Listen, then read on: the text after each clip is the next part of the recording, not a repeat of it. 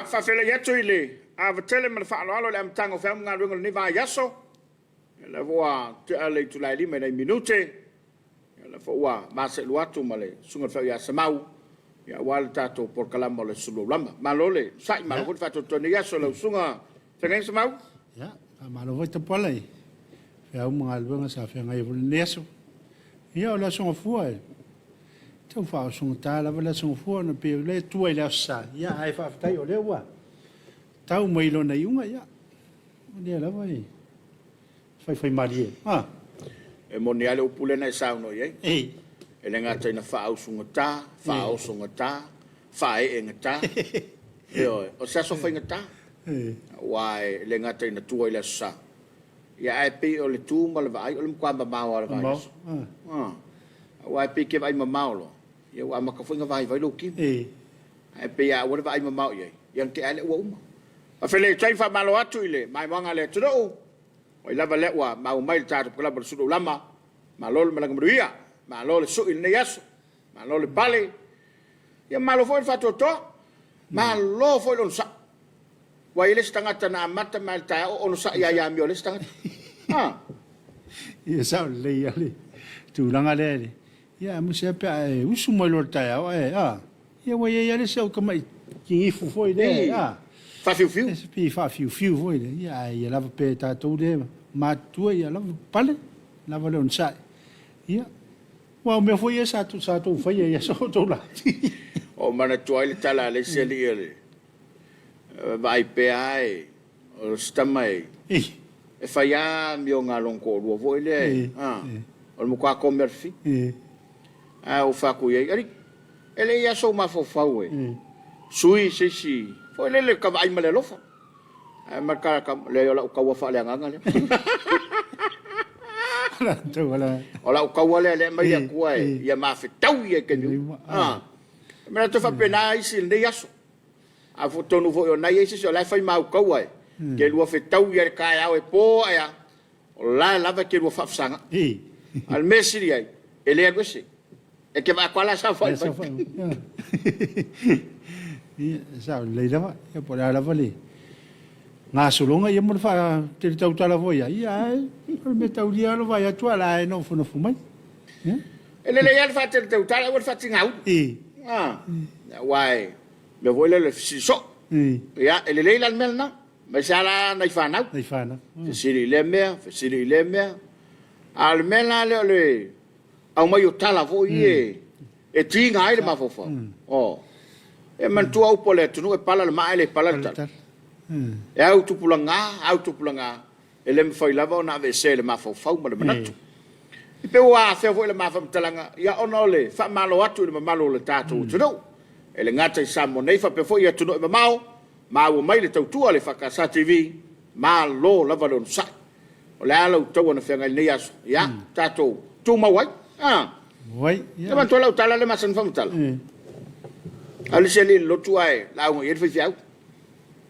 la ngo fiau ye o le tu la o le fiau tala le nasa si lo fa fitau li le e ko lo ko la ko le li nga bo ke ya son ko lo le ma sangi lo vole lo si e yo finga la ye pe wa o fia lo na fa fta ya e ka ngo ngo fo ko a si le ye lo to lu ma ya la fa tu lo fin le te malo se fa fe kai wa fa fe kai wa nga fo lo lo wa sa wa le wa ya uma ya fa ko lo mal ka malo ngol fa ko ngunga al kuspaia mai le la un le so si lo fa fi ta uri deri fa ma fa lo ku lo fin e pe ya la o ya le fa fi ka uri deri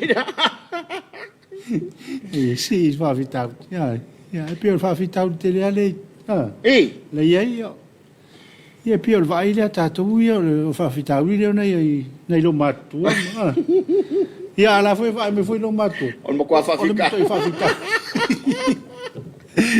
ia fa balotu malo la valon sai malo la pa o kala ka ko ke kari ai ia le o totina ni fa fita o to o fa brianga ia wa fo ia le sa ke si lo betua telefo ila na tawalanga ia ele pisi fo le ma fo fa la toma Mau so te tau. Tap. Yo. Ya. Ana me fa malo tuai le finga benga tofia le tua so se fat faita ulanga te tai o kale se te tas. Ya, ya tu sunga tu ina. O tu fatua ya, la finga benga foi, ya va pe foi la el fontel. O finga te fono su te tai, lo tusi. Mar te utupi mo tu fatua. Ya la te maore kale sia. Ya fa malo le tu Tapuaiga ma la tu talo. Ya, le ai mun via ai, ya le fanga ina foi ya le. Tapuaiga na yo tatu matu pensione. Malo lo man malo e o mapu maningal banga ya fa fitai le Tapuai fa fitai talo. Fa malo le tatu balo. Tapuaiga la o fionga la malo le malo msofo. Su el fono su to firma lo faltua. Ya tainane o le soifo ngalo lu le. Ka peneta wa la malangan pan mi. Aton fo la fa fonga me tu bau. Ya malo le su fono la o fionga. Ya, soifo ngalo fo imale. Soifo au no le fionga le fon talai ma sui malo le fono au. Tainane fo yo le tu le fam sinonga. Fionga le fam susili male. President le fam sinonga fo mo sofa.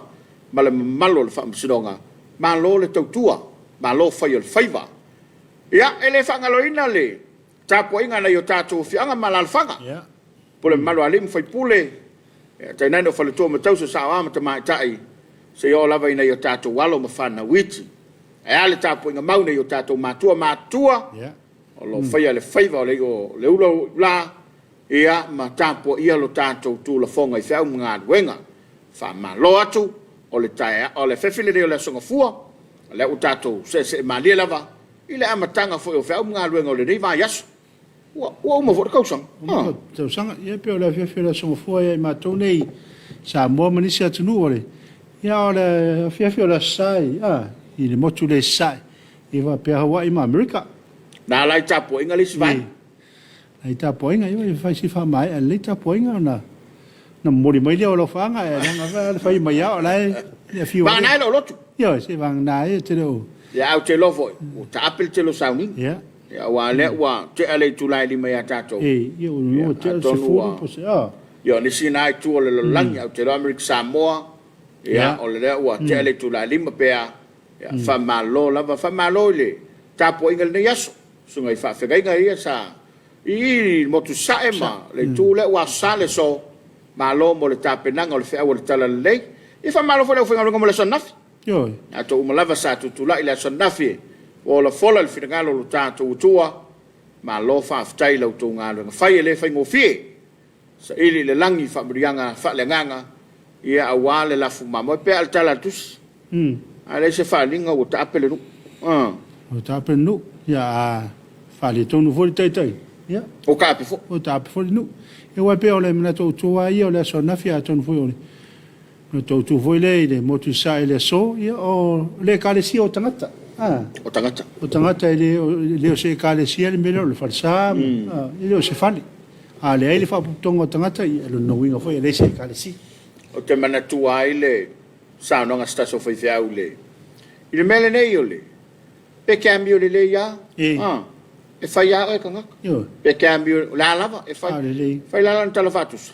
Nga lue ases. E ke wa uelo nga vai le kolo. So lo le felankan. Ele I fa pe nga lue. Pola si me nga lue. Nga le kala. Lo nga winga. E ualo vai le kolo. Sa le. Pe cambio le lei. Ya po la lava e ia le fa fitau e ia lanto e kau off ma fofau wa kau ke kau ka manga off ma fofau o vai la tu te la fo upuma tala le manuia o le fai de melele ya ono le lang yo la lang ile ta tu tole va le ngakula wo fo e su ya pase ki kangi e mer ko ngawa ku e fa fa o le te mi o se lenga ya na tu e sale titania vese sai tu Ia na vele o saito I tono fa saito e abre titania. Ele fale e mua. Ia tai pe fa al tala foi le sa te bote ia vai fa wole tolo. Ia a no tu vai fa wole se fa lo me ia ngai me pio sa wala tu ia sa ro ma mai. A te la no wale nei. Como se o ta fiu nei mele. Fia mo se ka le sia malo lo ma. Ia mo sa wale le ta wale ri mai ke ia le le afe o tavela ale al fai fia afe le mangang ya pa ku ngambau le pa tu ngambau da fai fia na le pa wa le kare ai fia lo kwai la ya o ia la ke lo kwai malo lo le me fai ya fa fia ya ole o langa la Samoa li se ba va tu fa fo ma wale tu e tu ese ai mai le Pasifika ma le mele le o nanga ma le tau tu lotu ya mai se o le soi fu nga lu o fela fo o le ta ape ye Samoa le lo langi mai tu e fia o la langa la tu te tau ave ale mele o le o nanga ma le tau tua i le tua ma lo no finanga e se le tau o le mitanga fo i le o tatu tu do ya fa malo fo ine tatu pa anga ye tu do mau fo ka le siama nga renga le tu o lo tu nga lu ai ya malo le tau tua malo fa yo faiva ya elaya se me o lilo ele o ya se me o pong sai le si le mai lo tatu tua ele na fo te vai e manuia a fa nga ke ko fo ai ma e ui ai manuia o fa mnianga le na le tu lo soi fo au ona male soi fo nga lu ya fa malo to foi pa anga lo langolango ina tato po krame pe na yele papa instant ko Samoa ya va pe foi le compagnie le SOS a permitanga luenga business ya la manuia ma le pa fa malo to tu atunu ya fa malo foi le fa un batu te sa fa nga yele ne yeso ya fa malo to foi le tanga luenga business la manuia le lo langolango ina tato por kalamal ne fiafi amana to le wi tato lo fa nga lo penga to fa langi la to le wa ma mai tato fa salongo le fiafi ya fo in failo faeva yem failo a wa Samoa ma la mai bo mai ya wa le tapo ni tato wai la fo si ma to ina malo matua pe kai sau lo kai ngo lo fa nga ye ya wa le fa talo fa mai che ko piopo ya la fa talo fa ya fa pe fo ya epi fa le olo le fo wa fa talo fa mai talo fa lava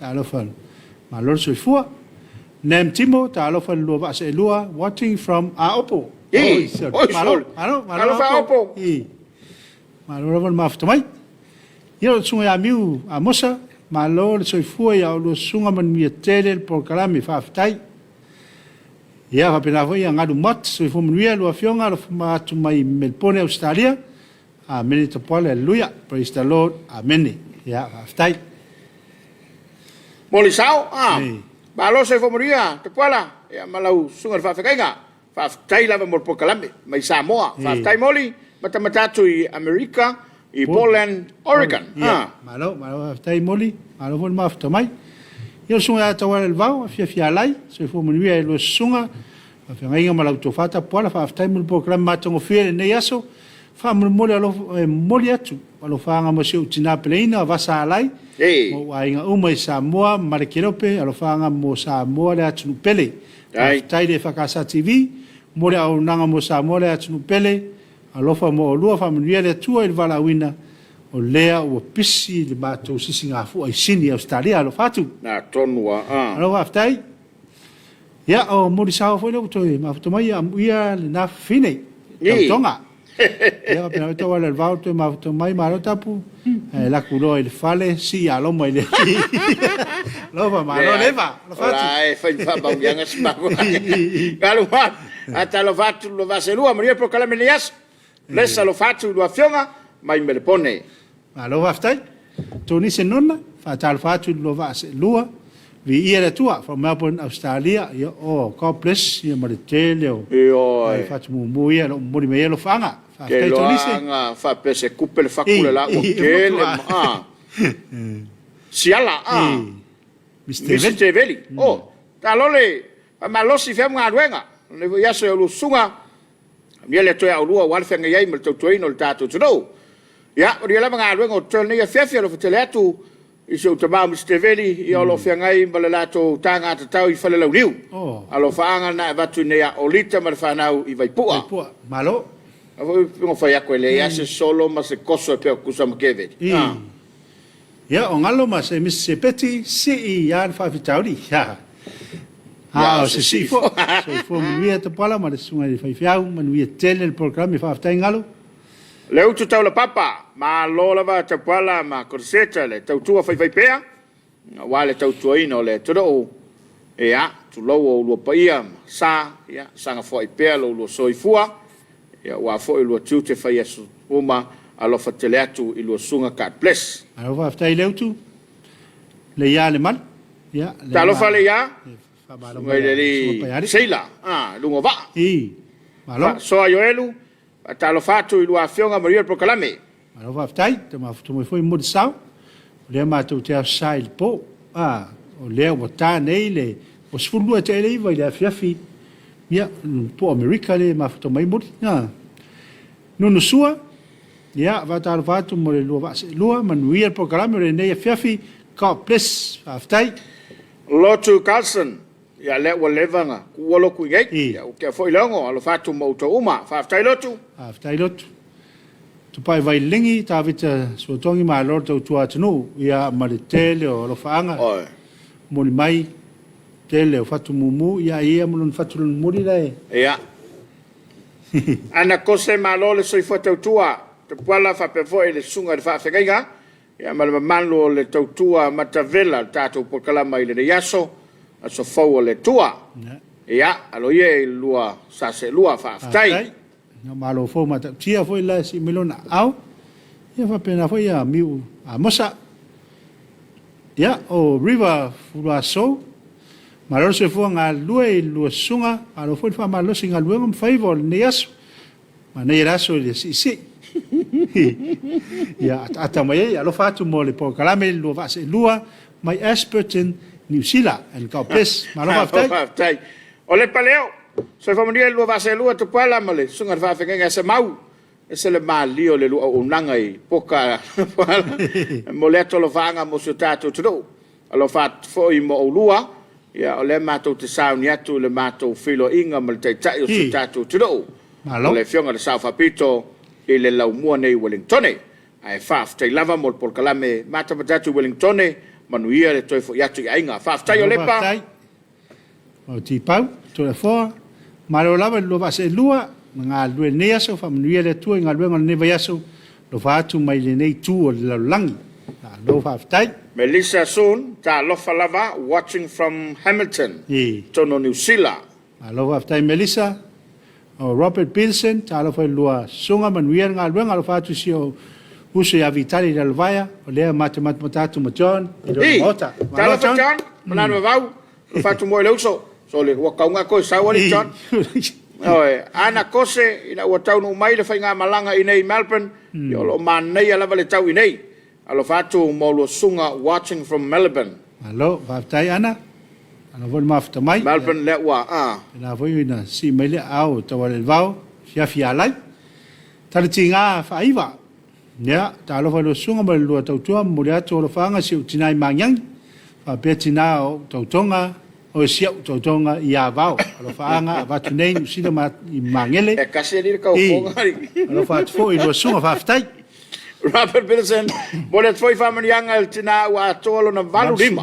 To sanga le so. O le tua vitale ma John ma Rapid balsu lima tau sangal tina so for tina ya tasi Filippo talo ta pola mo so ma lo tau tua tunu fa manuia le tua e lua sunga matamata atu i Brisbane Australia o malulu foi ma to i nei i Brisbane lotu cousin ma lo so foi lo sunga alo fatu nei Hawaii ya lo fa mai Hawaii lotu ma lo lotu le ma mai mongi to le vave ifi so fo manuia lo sunga lo fatilato lo fanga mai falatu ya malo fa tai aisa manaima so fo manuia lo sunga lo fanga alo fatu lo sunga aftai ya o mau ala i fale ula wi anga duenga aftai talo fatu lo sunga fa jau ya heisi e sao pelu talo fatu pala malu satau alo fatu mo ulua matapatatu nei Sacrocruz, Utah. Amerika. Malo. Maori le me wo, ye ngakalo a Peru ori. Pauri o kuso ma mo folinga ma lo lon sai lu sunga. Wato to ina se tato o tunu wala ftelatu mo dua mai Wellington. Ya. Wa tai pau. Pi sona taliloa ma lo le soi foi atu lua fa longo atu i nei i lo pok. I lo.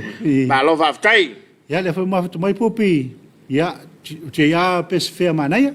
Amalo lo Prokalame tango fia fa manuia le li lo fatu i nei Canberra i Australia. Aloha Lua aftai. fitu a foa Peterson. Ma lol soi foi a lua mal por kalame. O le malulu ma to nei Brisbane. God bless Brisbane Melbourne Malulu ali le. Malulu skadi. Ya, le uma fatu mai le sunga ula lei ta tunga mala so fu manuia la sunga se mau. Ya, lo vitanita pola amat fo i maftanga ta to malo. Ta maftanga ta to malo lava lo fatu si o matu ainga ya pia. Tu o tono lo fiso ni sila. Po fua le uru fei lo is taimi. Ya, aloha aftai. Ma veve Homes. Am yatu lo sunga va venga fa foi ta pola marier por kalame. Yo lo sa nei mato mo mato Singapore taiao felo inga mal te palvia. Ya, malo. Ana Richard Protaua, vi ia le tua pasta ma le sunga ya sas. Ta pola mane por kalame lo fatu lo va se lua. Ka bless you too lo fa nga mai takanini. Ni sila au kilani. Aloha aftai. Fatu wila. Fatu wila. So i Maria lo fatu mo olua mal unu pele ya pai manono. Mai Wellington. Malo aftai. Fatiu. O muri o lo fa ngai le. Motu i manono. Pai. Tana minute na ta leole. Ona afalo lima. Ya fa aftai tele na tato ainga, na tato paanga o le mai mo mai. Ia ma tato ma futa tato por kalama le nei o le Suluaulama. I level te tonungo le tato kalama ia o le maua le ata o le mesilo taua. Maua lo fia. Ia ma ua ia le nei aso ia o se aso lava ina manuia. Ia nga le leo le li. Ma ia le tae au ina o ma foi tanga fa le ofisa. Ia lae o ma le nei teimi o lo maua lava le manos. Tai le li ila na fasoa. Ia i mea malava. Ia fa maloa tuai. Ngā luenga fa kamuta. E me se la fa mo o le kalsemetisi vai moso. Vai moso. Le ofofo mo le fa un le vai aso, le stofi me le sfreile, ia mo le toia lo faanga e le tama malolo, se malolo sunga si mau, ia me se foi o le fanau sunga le man kolisi ma sunga le o piula, ia sile, ia mal fatua, ia mai la to malava. Foi lo se alofa, ta fat foi le sianga mangele murianga ia malefana la vuta pena mo le fa mo le ia vai moso ia ai fa maloto fo iso mato ai ngai vai sala a voi fianga i maliu le to fa so fali ia mo le va ia so fo o nga ole mau o sa fe kau ia le ko ma ngava e lu ai le lolo mo se merkele le mele wo ia ke fa ia kule alo le maliu le walu ke ngai Tele le. To tele la to o mali liu. Ia, ai maloa. Ia yo nga fa pe le wa, ba te tala COVID. Wa pe le mena le usa puto le tele mo me. Fa mo nga uma o leva ona ta Afiafi ma ta mia. Le wa te tala le ava no ma le la fa tinoi. Ya, e va malo te foi le. Sunga le fa fenga ia pena ia koro. Ia ma fa tu ia langi le.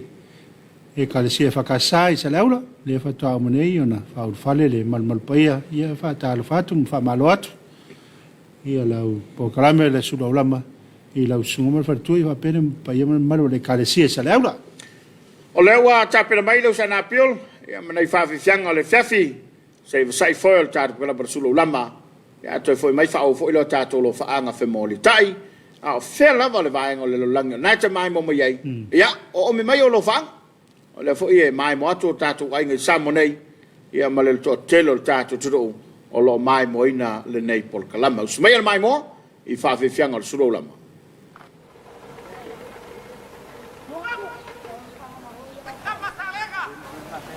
o le ruai kau kai ga Samoa te kama sa magia pese alo ko mai le kua ia uri masao ko la masalega tau La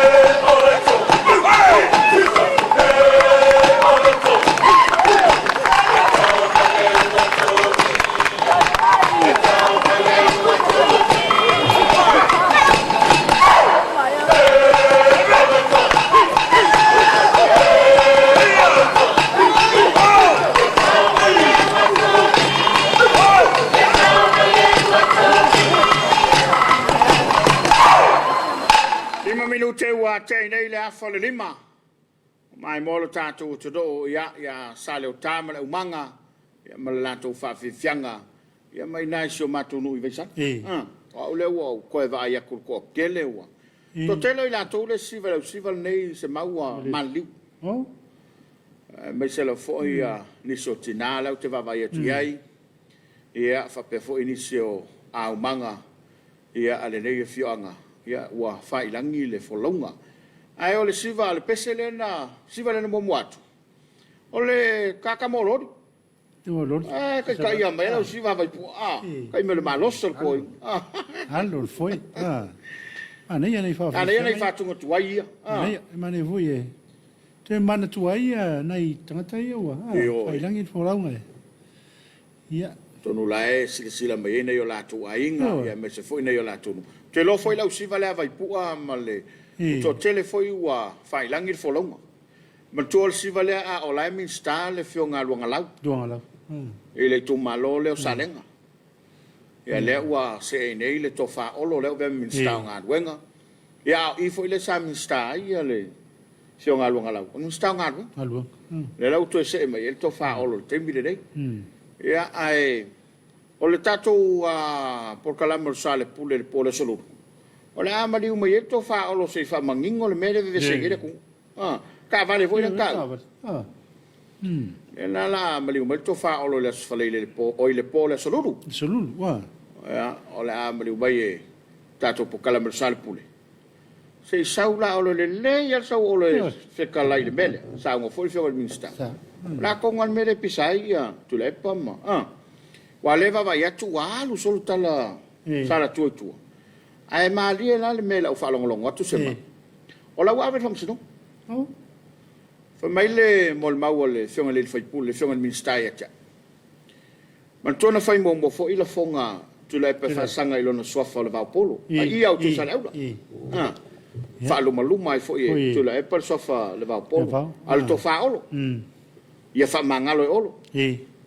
A mai tu ia foi to fa o lo pole fionga ministai container vo ile na mai fa pe wa felanga freights ia fa mangalo ministai wana malo i no psidonga le foi la to fa la u fa mai le musu mai le fionga ministai wa te tau no fa sa o inga ona fa si matu ya u pola la for ministai ai me se la o le pui ngal ministai lo na tofi le wa la ina manatu sa fa santana wa mo ia tele o le tio ma la fasala ai pe ia tatou no le Tapuaiga le tunu o le foi nga ruenga ia ma tatou panga le la ua mana toile fio ga mista la se fio mai le pole so lulu ale mela mana ia la sa manga faila ngai o la fa mawina le kelo ka vale ie fa o nga tanga ruenga malo la private la sene private la le mai o tavalia mai le fainga maru tona itu. Io ala manu ia foi la.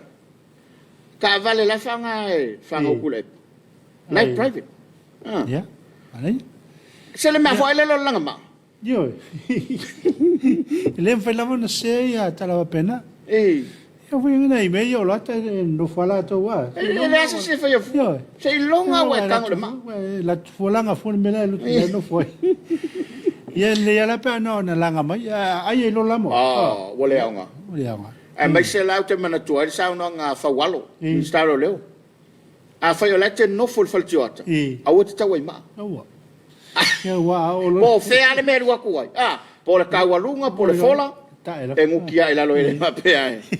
A po tu langa le na tasila na wala ni ngale a chota kalama po le solulu. Po le solulu. To le tamai. Ia malisi la falau tele ana e Afiai e sunga tule. Le la mau le mai olo. E tele la na i me mana ia na la mai mo il pole sulu. E o foi tu la fono mal tele me. Fa bai min staita. La ku le dia. La manino la ile tu no il pole sulu. Ai pena na failo fo pena ia mo le sila fie tato paanga o le mai mo ngale fia. Ia fa malo tu lon sa. Ia no ina wa. Eu vou me ver telefone lá foi ele copo le foi mais pela tão aí boleh tau mau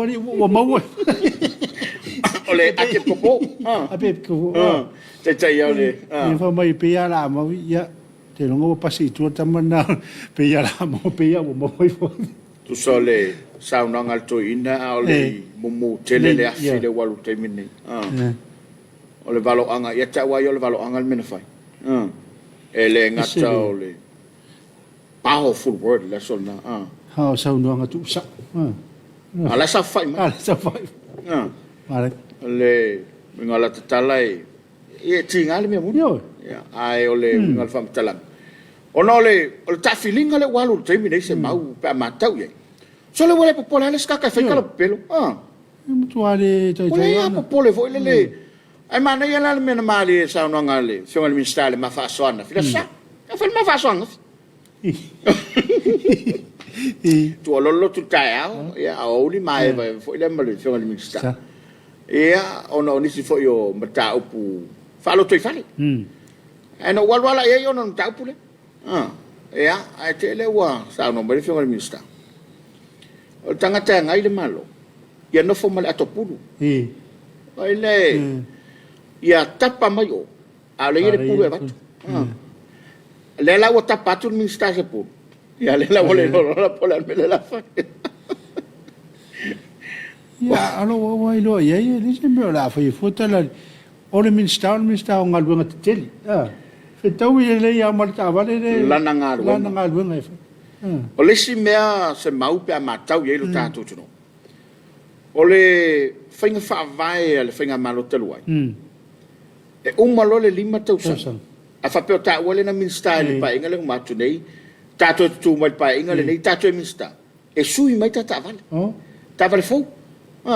Ana tā vale tu tu se la wafel tā vale tas.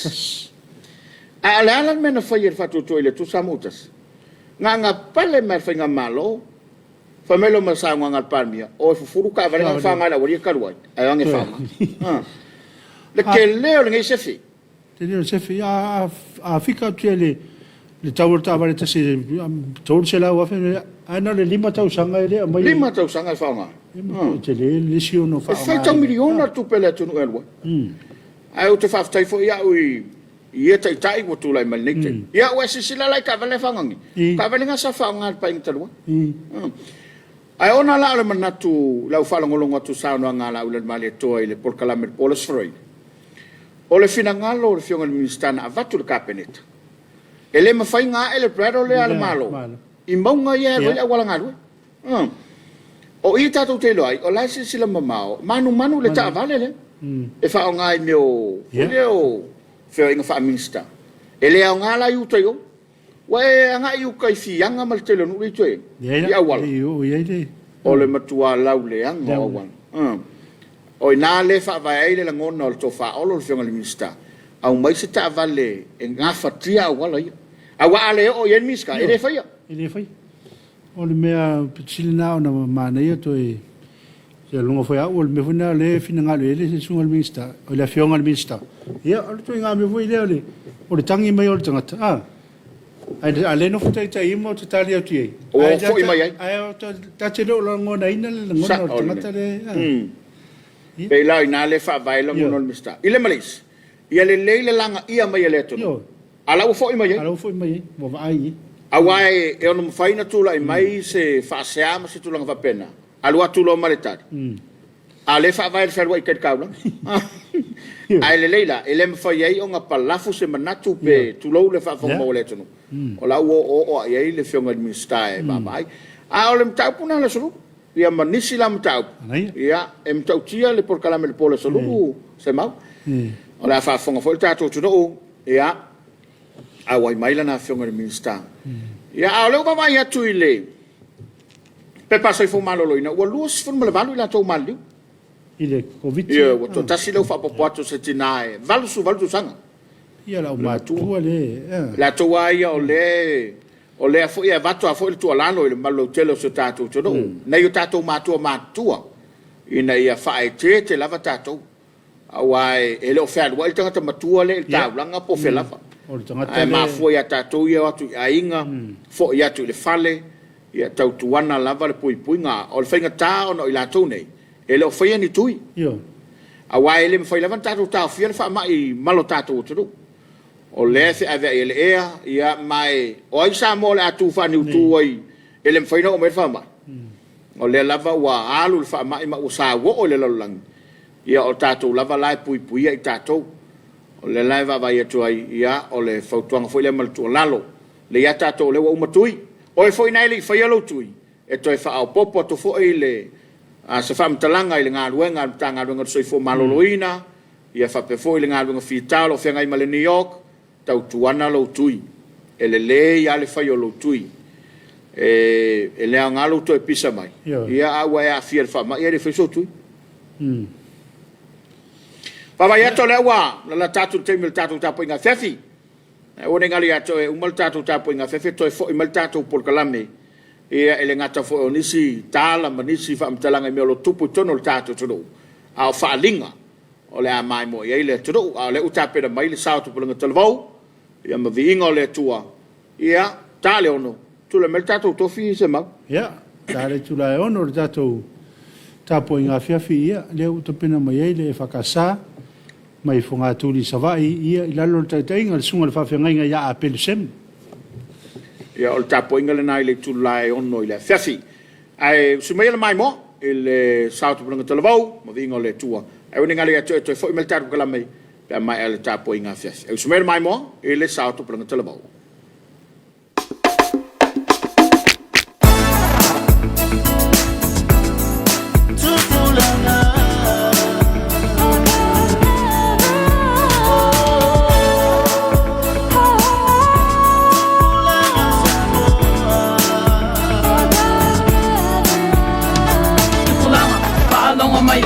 Nila wala nei mai mau lava awa ona maluanga fala alfa saine le moa se mea na o le tuala fata waina lo wala awina ana pongi matatalo awa lava nei ngalo all God never us all God ola tumo I let's sama Suluaulama lo mola ia fata waina mo e malenga lumena ia fa atua tuile yes, I'm a no. All I tell you, I'm walking with all the time, my love to Bulanga. No, you know to Bulanga, Lana Fell. No, so.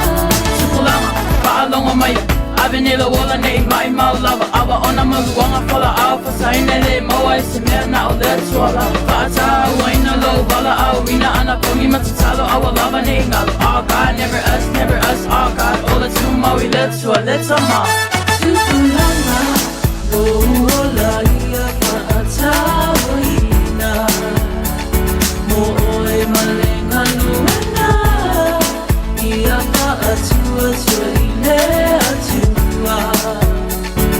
yes, I'm a no. All I tell you, I'm walking with all the time, my love to Bulanga. No,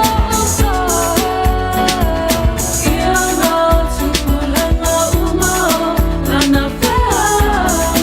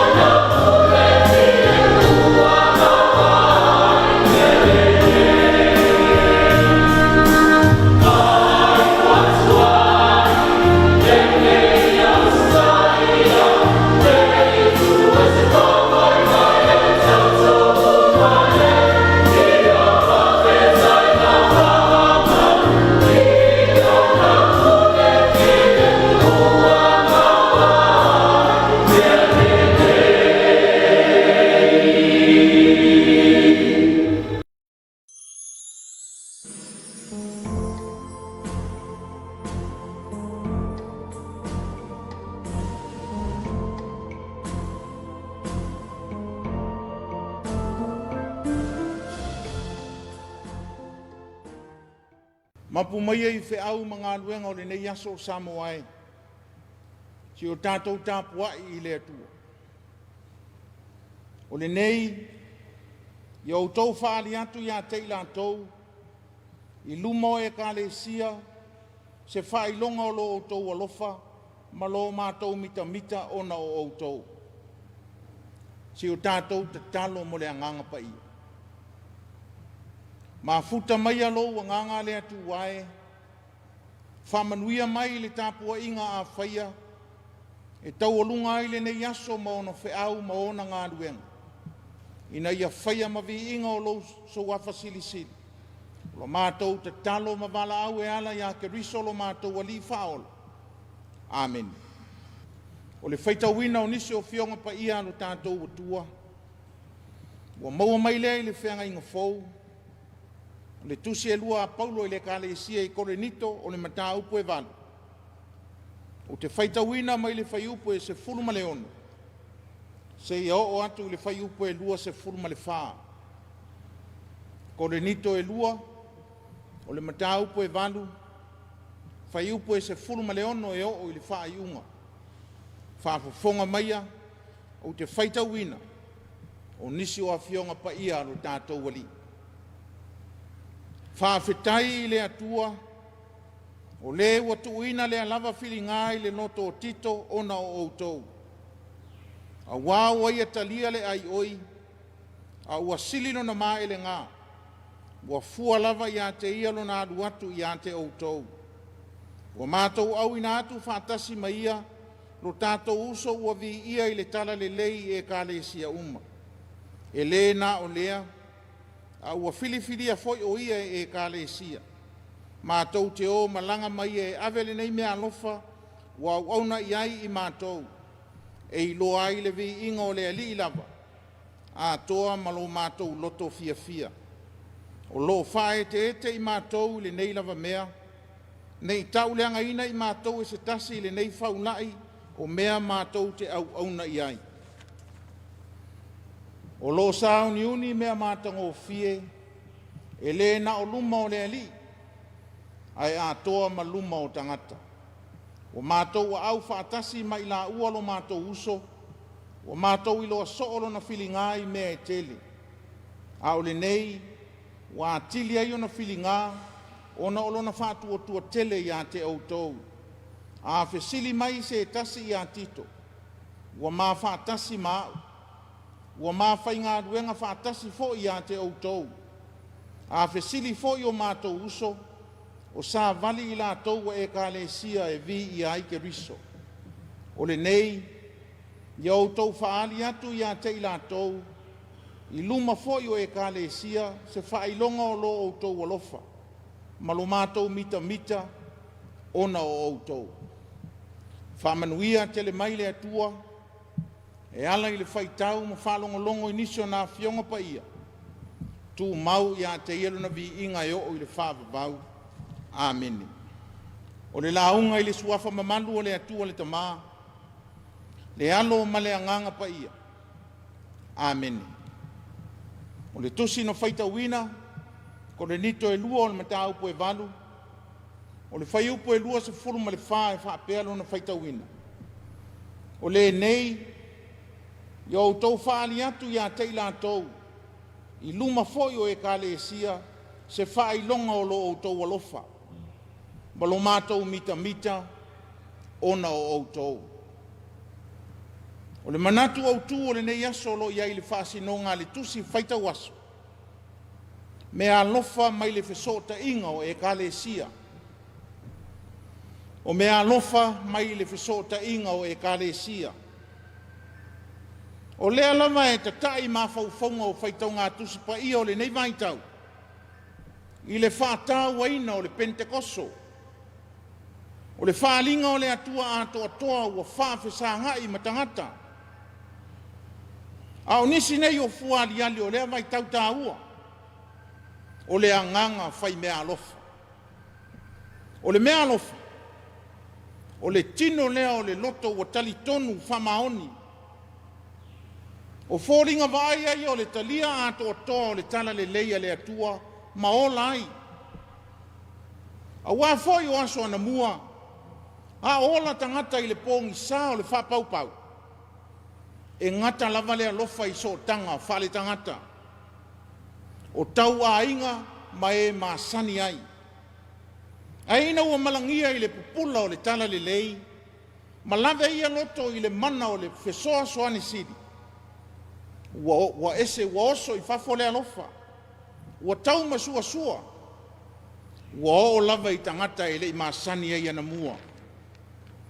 O le vaenga o le tusi na faita uina, o le whawhetai le apostolo Paulo e le kalesia i Korinito. Mo le mea alofa o lo tapena e momoli i Jerusalema. E fesoa soane i le mativa o le kalesia whaatina. Whaatase ai ma le whaamalosi ma le whala e i au. Ia sao ni ai loto le kalesia. Ina ia whai mea alofa ma le loto fia fia. Aua ma le whaatau ana wina. Aua ma le mita mita vale pe whaalia lia. A ia whaia e peio se mea ua tatau i le atua. E malama lama le lei Paulo i winga vai o le tangata whai mea alofa. A o ina nau tele. E wha se ina fo i nisi langona. E wha maua lunga ina aile loto. Mama natu e vivi i mai tangata i a te ia. Ai ao fo ina le au le wha soa. Ma le tau le mea o loto i ai. O na sai lea ma whapea ifo o mau le manos. E tua ina fo i tangata e wha mao popo ina mea alofa. Le ala leo le whai mai o le apostolo. O lo wha e te i mātou le nei lava mea. Nei tau le anga ina i mātou e se tasi. I le nei whaulai o mea mātou te au auna i ai.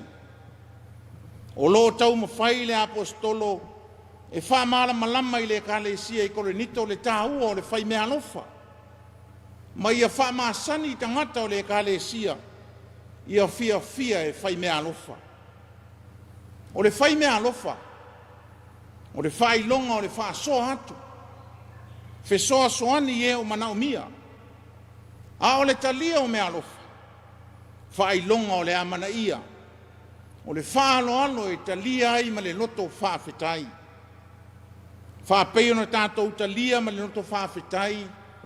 Me alofa sili na foai mai e ke riso e ala ilona soi fua a toa.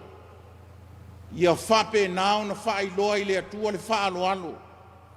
E ala i le whaatua. E ofo ai le ola ma le manosi. Whai me alofa i so se ala o lona finangalo. O le kalesia. O le tino vai o Yesu ke riso i le lalolangi. O lona winga, ia whapei o ke riso. Ia ola foai, ma ofo atu le alofa ye manao mia. Ia sava vali, ma tausi polo inga ke riso e pei ona fetalai mai. Ia au tau fealo fani. O le fealo fani e le na upu. Ai tino i le fai mea alofa. O le fesoa soani, ma le lango atu ye o manao mia. Wha moe leo le au wha tua. Ma le whina ngalo ke riso e te tau na tātou wola ma sāwa vali ai. E a mai le nei aso. O whea sa anga i ai. Sa e whai mea alofa, pe sa e tali mea alofa. O le muanga ngana e maasani ai. O au nei, au oe tae au. Le anga o le maasani e whai pea. E foai matalia. Ia whaia ma le loto fia. Whaia ma le loto le lei tali tonu i le atua. Whaia ma le tali tonunga. E le mativa le atua i le alofa. Foai mai e le atua mea sili. Whaatamao a inga ina ilo tātou mātitiva. Whaaso atu e tusa malona finangalo. Ia manuia ainisi. Ia manuia ono Yesu. Amen. Tātou pe pese i le atua i le pese o saunia.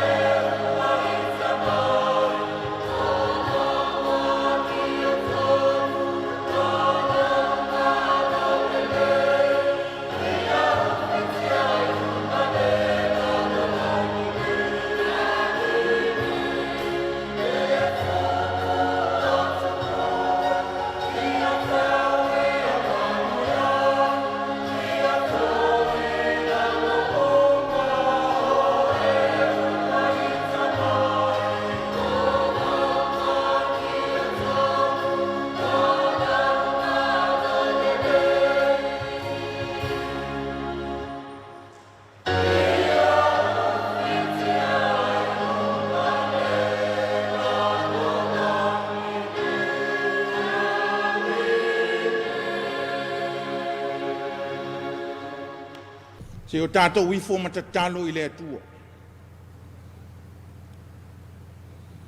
Le ali ie lo mātou tamā. O mātou toi fōi mai i la o fio i le tau olunga o le nei aso, ma ona wha moe moenga. Ma eu le sili sili ese ma le ofo ngia o lo walofa wha lia i lo mātou wola. Au wāua so longa le lei mea uma i lo mafuta mai. O tau nu i le saunga le mu, ona o lo walofa wha lia ia i mātou. Sa e mafuta ina i mātou i ala uma, sa e fesoa suani lo mātou vai ma le whātau wa. Ua mātou o mai e vivi atu i la ua fio i lo walofa ma lo whamaoni. Whawhetai tele mo le nei aso, whawhetai lo mafuta mai e le au noa. Ua manuia Samoa ma ona tangata, ua manuia lo toi whale o ainga taito atasi. Ua manuia lau whana uma. E ui e le ma vai whainga tā ma whawhita uli. A e le ai se mea e puniti ai lo walofa ma lo wanga le lei tele mai. Ua ma nawa whe au ma ngā ruenga. Ua i ule aso ma tau ma whainga ese ese. Tiu te ma whe au whapitoa o whanau ia o onga. O le ola atau atia e masaili ngā manuia i to tonu lo toi whale o ainga. Whawhetai le anganga whisoa soani, o wā e tupu pēa le manosi le loto tele ma le anganga tau iwi. E whasanga e atia e na ia tau nuu i se le lei. Whawhetai au a fionga, whawhangu ma whamanatu mai lo mātou whātuatua. O lau a fio le wha moe moenga o mea le lei uma. Sili le loto whawhetai, le tongi ola na saunia e ke riso lo mātou a li whaola. Ua whama ngalo inai i mātou o tangata anga sala, i lona maliu ma lona toe tū manu malo, pe a whai mātou te talia i le sala mō ma le whātua. Whapale ina pea lo suafa i le vi inga, ma tū mawai e o i le whāvavau. Pangalawa lea lo mātou whātau waa, o tangata le ta ato atoa i olumu. Whasanga e ma le maasi asi i la ua fio. O mātou o atu ai ma le loto whamaunala. Whamangalo mai i mātou nei. Whamangalo i le ola to i lalo ma le anga salapea. I le to tonu o mea ua mātou whaia. I le sao ala ua mātou sāva vali ai. Ua le o ai i se uvi inga lo mātou atua. Whamangalo lo mātou wola to i lalo i le leanga. Ai maiso le whamaonu i le whātinonga o tiu te mawheau. Whamangalo a wāua le tu mau lo mātou whātuatua. Ua whāvāvā ma mau inai i mātou mai la ua fio. O lo mātou wāno nofo, e iai pēa a leu ma māsainga. Whamangalo i mātou. E mai se fo i le wāwhi sa ngā i malau o fio. E si pēa le tā maa i tui lau finangalo. Mātou o atu ma le loto salamō, whamangalo i mātou o tangata leanga. A vea ia le tōngi olan ta pena i ka riso i lona so i fua āto atoa. Whamangalo i nai i mātou umai lau alofa. A ua mātou te talo, alofa mai le atu wai. Whamanuia i mātou o tangata taito atasi. Le savalinga o le nei vai yaso i fuanga ma whāta taunga. Tātou malau o fio e so longa manuia i mea Whamanuia i whiau ma ngā ruenga i se ese. E tau tuaina o le mālo ma le atunu. E meise o le ola tau atia e i to tono lo toi whale o ainga. Se e whamanuia i ngā ruenga o mātou lima. Foa i le loto tele ma le anganga tau iwi, tupu pēa le mālosi e ngā rurue ai, whesoa soani mai lo mātou vai. Le ali ie lo mātou ta mātou te le ma whaia nao i mātou, te le o whawhita auli e whawhisala vei lo mātou wola.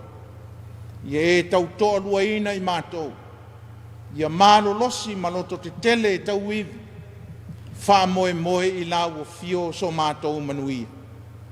O lo fangia e o mana o mia lau fe soa soani. Ia pai atu le wha maa whanawhanang. Ma o atu lo au wha malo lo. Wha atoa le manosi o au no whea ngai ma ti ngā ona o ma. Wha tupu le loto tele ia I la tau o whe memea. Wha pupula lo malama. Ina ia sulu ia I loto o tangata Wha moe I la ua fio e manu ia I tau ma whainga. Pesi ai o le wha mai le nei vai tau. Ia e pui ma la vea I lo mātou wola wha tau wa. Ta ofi mau ina pea I mātou I la ua fio. Mātou te mawai le manuia ma le saonga le mu. O mātou a inga whanau o ta ape ma salala wai tawha ese o le lalolanga. Tu whata sia I mātou I lo lofa mau whamaniang. Mātou te mawai lo file mu. Le ali I lo mātou ta mā. O nei a mātou whanau. O le ola tutupua e ma le whenga iai mā o aong. Ia e marutia lo lātou wola. E mā le ale ma whatau wā. E a whiango whia I wha mai ma whainga tae se ese.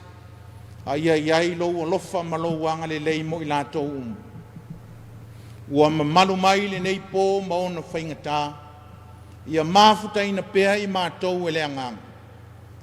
Ia iai pēa o manuia I lunga ia I mātou Mātou te ola ngā rurue I pēa mō sauvi inga. Wha manuia mai I mātou teito atasi I lo walofa ma lo wha maoni. Le ali I lo mātou tama. O nisi o mātou te talo. Wa e sila fia loto I ta talo le oa e tu ina atu ma le anganga taliton. Whaia pēa lau fina ngalo e leo mātou loto. Mātou te talo ma wala au e ala ia Yesu ke riso lo mātou ali ma lo mātou whaola. E manuia ma le file mu o lau o fio le atua lo mātou ta mā. Le alofa silisile so Yesu ke riso lo mātou ali whaola. Ma le māfutanga māwhanawhana ma lo lava nganga paia. Ia I lunga o I mātou nei ma lau whanau umai le lalolangi atoa. Nei se iau I le whaavavau lava. Amen.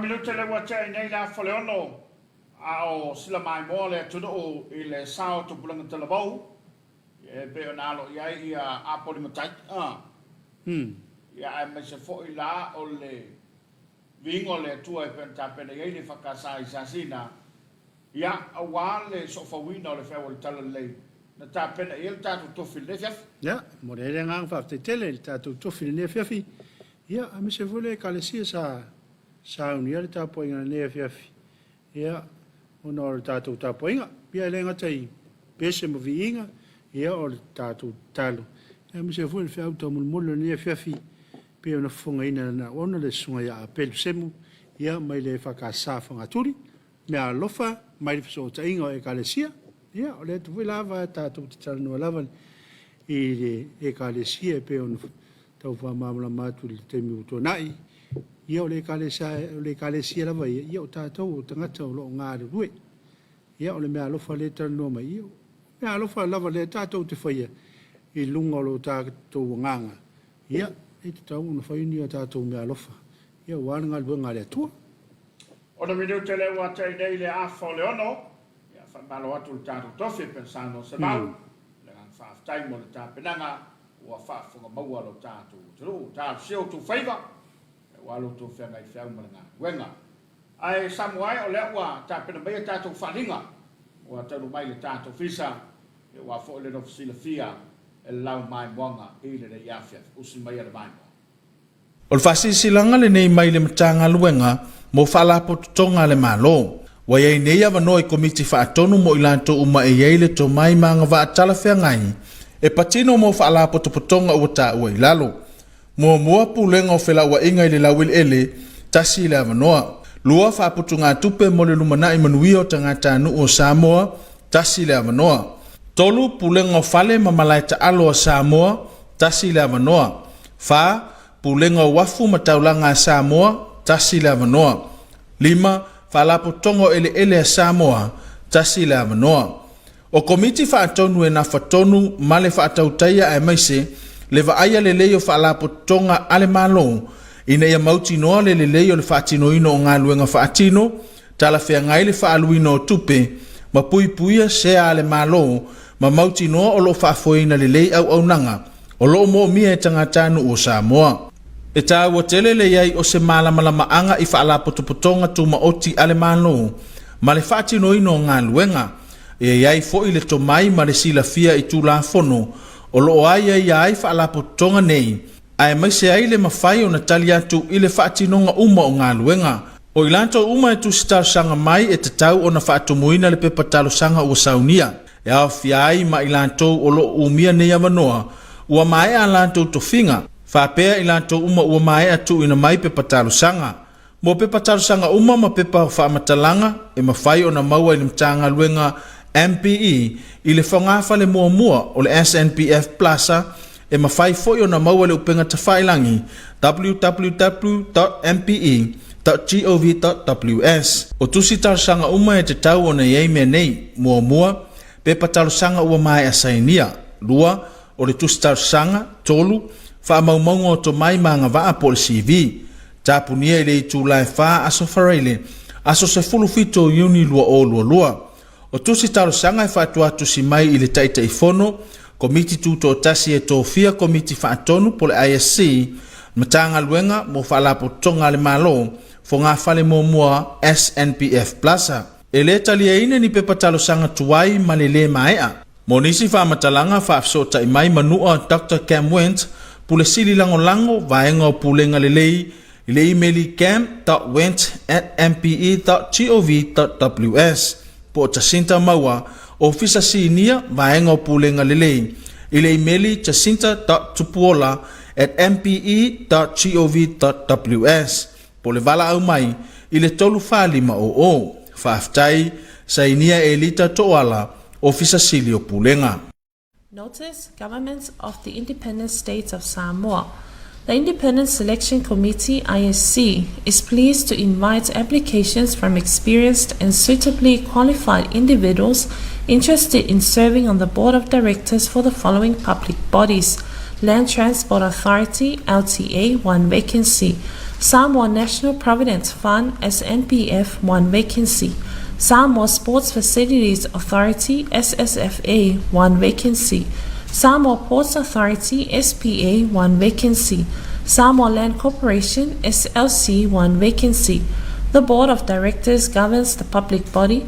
As such, it sets operational and organizational policies, provides overall leadership and strategic direction, plans and monitors work and financial performance and reports on that performance to the shareholder. Therefore, all those interested must have proven governance and leadership experience at a senior level and hold appropriate qualifications and understanding of state-owned enterprises or public bodies, their governance structure and how they operate is essential. All applicants must complete an application form in order to be considered. This includes current directors whose terms are ending, as well as those who may have submitted in an application previously to the ministry. Interested applicants must be able to demonstrate and provide evidence of their skills and experience relevant to the available directorship. The application form, together with the information package, can be uplifted from the Ministry for Public Enterprises Level 1 SNPF Plaza behind DMC, or can be downloaded from the MPE website at www.mpe.gov.ws. Applications must consist of 1. A completed application form, 2. A covering letter, and 3. A curriculum vitae. Applications close at 4 p.m. on Friday, 17th June 2022. Applications must be addressed as follows. Chair, Independent Selection Committee, Ministry for Public Enterprises, Level 1, SNPF Plaza. Incomplete and late applications will not be considered. For further information, please contact Manua Dr. Cam Wentz, ACEO Governance, cam.wentz@mpe.gov.ws, or Jacinta Maua, Principal Governance Officer, jacinta.tupuola@mpe.gov.ws, or call 34500. Signed, Elita Tuoala, Chief Executive Officer. Notice from the Congregational Christian Church Samoa, Office of the General Secretary, Employment Opportunity. The CCCS Church is inviting applications for qualified individuals for the following position: To'omanga Officer. The successful applicants should be able to perform the following tasks: assist in the preparation of bank reconciliations on a monthly basis, assist drafting annual accounts, assist the preparation of To'omanga applications, responsible for the department's filing, responsible for the control of the department's stationery, responsible for preparation and dispatching To'omanga statements, attend to queries from Aulotu, any other duties as directed from time to time. Qualification, preferably diploma in accounting or relevant experience at least 3 years. All applicants need to provide verified copies of qualifications, a current CV, 3 respected referees and their contact information, plus a letter from your church minister. Closing date Wednesday, 15th June 2022 at 4 p.m. Please address all applications to the General Secretary, CCCS Central Office, John Williams Building, 5th floor, Tamalini Apia. Whaafetai, Reverend Mama Tautau Fau, Whailau Tusia Wao e Whakasa. O le whasisilanga le nei mai le matanga luenga, mo whalapo tonga le malo. Wa iei nei awano i komiti whaatonu mo ilanto uma e iei le to mai maanga waatala whengai.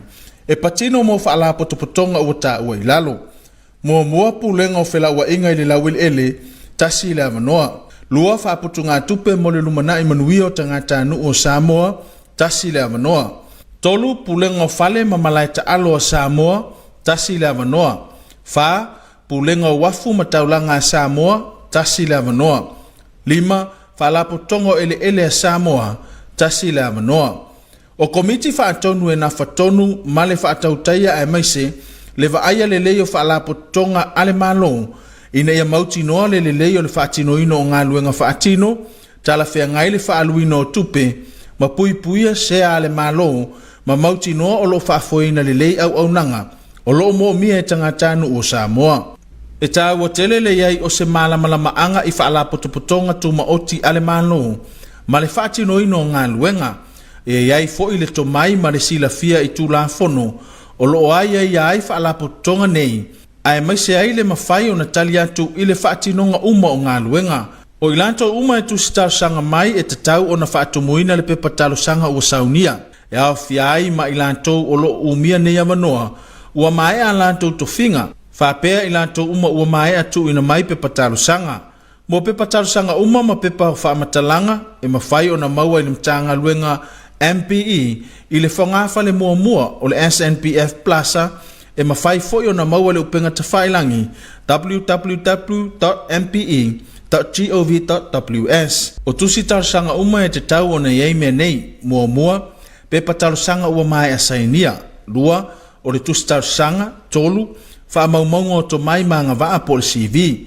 tapunia i le itu lai wha aso whareile aso se fulu fito uni lua o lua o tusi talosanga e whaatua tusi mai i le taitai fono Komiti tuto tasi e tofia Komiti Faatonu po le ISC matanga luenga mo whaalapo tonga le malo fo ngā whale mua SNPF Plaza. E le talia ine ni pepa talosanga tuai ma le maea.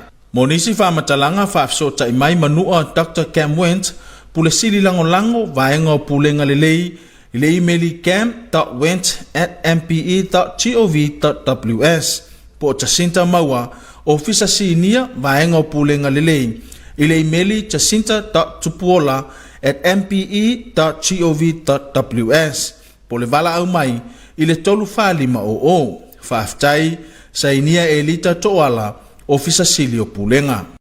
Notice, Government of the Independent States of Samoa. The Independent Selection Committee, ISC, is pleased to invite applications from experienced and suitably qualified individuals interested in serving on the Board of Directors for the following public bodies: Land Transport Authority, LTA, 1 vacancy; Samoa National Provident Fund, SNPF, 1 vacancy; Samoa Sports Facilities Authority, SSFA, 1 vacancy; Samoa Ports Authority, SPA, 1 vacancy; Samoa Land Corporation, SLC, 1 vacancy. The Board of Directors governs the public body.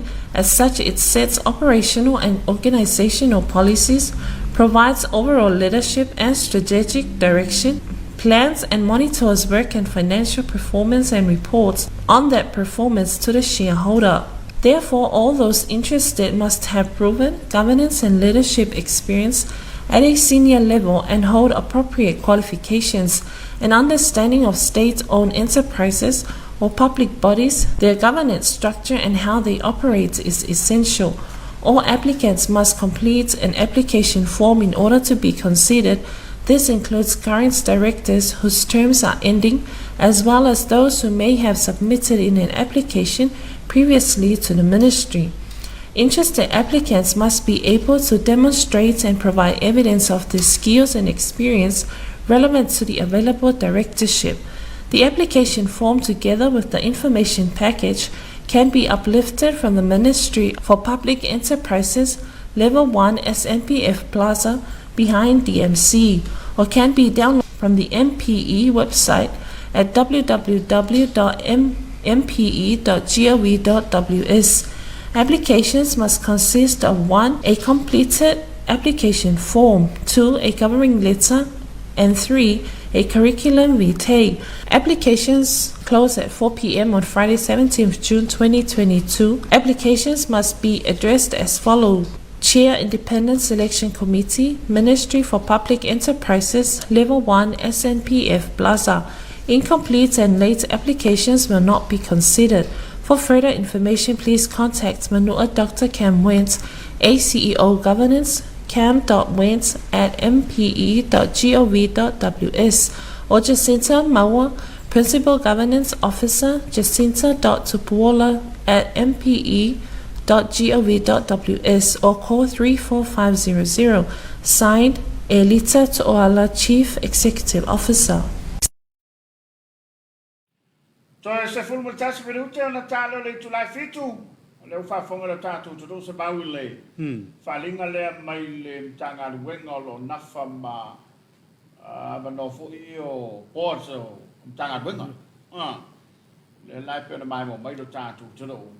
ia i latou o lea tau sa ili ni ngā ruenga ia peta manato fo e te sa whai le whatonu ia komiti whatonu o tāngā ruenga po whapatonga tu mo tele malo ia le whai lo atu tātou ofisa e pe on tau wala mai ia le whalinga lea ia wa mo oele nā olo o fia mōsisi ngā ruenga Mana ia nei, awanoi. Awanona ia le whainitu stasanga i latou lai ngā ruenga le malo Vanga na lava i latou lai ngā ruenga e tātou ai le whaitu ta sanga i latou lai ngā ruenga le malo ia ai mana ia mo fo ina ia manoa mo ai o tātou tangata o lo ia whapifo i latou lai ngā ruenga whaf palai mai ia i le ia ai o le nei tātou lo whanga rungo o tātou pukalapa le nei o le Suluaulama ia e nei o tātou ainga o le mafta mai e tuna bao ia au foi ona failo na yo la tolo fanga o tolu mai ia wale lo fsila fia ma malo tanto tolo ni so ya tanto pa anga ya o va viani fernai malo nga lu malo non sai fa tai mol pol Tapuaiga Samoa wai mon wi fo ne ya so vie le tua mon wi fa o to ne fef lo ftelat Samoa mai se la finga lu nga le EFKS TV fa tai viani tai flanai ia tau tua le fitu le fo ye mai mo mai le ringa Afiafi ma le kolose ia o le nganga lava o le whaftai no ma le kolose lam nai si mai luna awe pa di elon fia o le lango le tātou por kalami ia ia wa viane na foi a mini mai ia sungol fa fenga ia na mai kofe ma lo launga ma na ia fiau lo fa tia lo mo le kalesia lo fa ma lo sunga tofi ia sunga fa fiau ia sa fa mo tātou tofi ne fiafi sunga ia apel Pasadisa ta Villa e Sera after the mo fa tawa fa nga mo le fiafi fa bigele tua ma lo fa EFKS TV mo le ne o nanga mo su tātou tuno ia pena we ma fa mai kuin nai o samalaki fa aftai mo ta penanga ma tango fie ai misil fe au mo mai mo ta tau ne fe family le tu e sunga tofi ka ples pa ftai kwini ali le kolose tau ile ya bawa pe la sunga le bawa tele ya wale tala inga o le fina ngalo le tua ma lo wa ftai malili po maris fa ftai tele la sunga va venga inga mo le sa ninga ma tango fie ne fiafi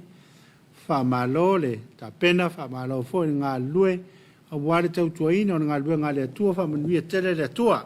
Ma lo waftai? Siolo ni wa falau, waftatu i Canterbury, manuia le porkalame alo whatele atu kākles waftai. Ma lo waftai? Ia, le vuta ma waftu mai a ngalo ma se misi se peti, mo li mai alo whanga i linga noa siu ta atia, mo le atu alo whanga siu mātou a inga i waisala, ai whia ngai ai ma le maliu o le tama, ia siu whale, lo tele mo tau lo faanga mai Wellingtoni fa tai nganoa te tele le fa tai foi mo lo faanga ya mai se ole a me senga pe o na tu bai ya wa foi le usunga fono le tele nga so fale ya mana to le wa tato ya ile civil tat glama fa mawina le nga fa tai tato sponsors e pe na ya ile tautua le MCO ya fa pe foi SOS ja, met z'n voor jullie koko. Papas instant koko. Pasta tele, sungul to ina malolo, mole lango lango ino le tato por kalamba le dei. Ja, so fanul ma ba mar sungul fiau. Au le famawina pe famoile le lao le mama. Ja, familianga mona ya soifu. Ja, mona tu familianga tato por klame. So se ta sila volo fa manatuina lo naso soifua polo nas fa na le so. Mama tina matua ia o se foi po se tua fene o lo fa na tuina no nas fa na le so ia manu tele le tu sanga o fa po se foi mo la ia va foi fa mai senga i ina ia inga foi ia wa mo lo to maftia ia no malanga le mo le oti ia fa ma fa na ina le nga o le tua ia manu tele fa so sanga so tato no i pa nga le EFKS TV ia por kala mel Suluaulama ia tātou pāanga lo mai mo mai atu e mau i runga penga tu whailangi. Ia, manuia tele ne ia fiafi. Ia, mo na fōwhanga uma. Tāna whitu mai mo le Samoa tolongolongo, a whalemalu e mai mo i tātou pokala mo le lau au sina sina. Ia, tātou toi whila i le aso tai ape a mole le tulu tu soifua, mai se so ma ola. Manu te rina lau whaso saunga, to whai soifua.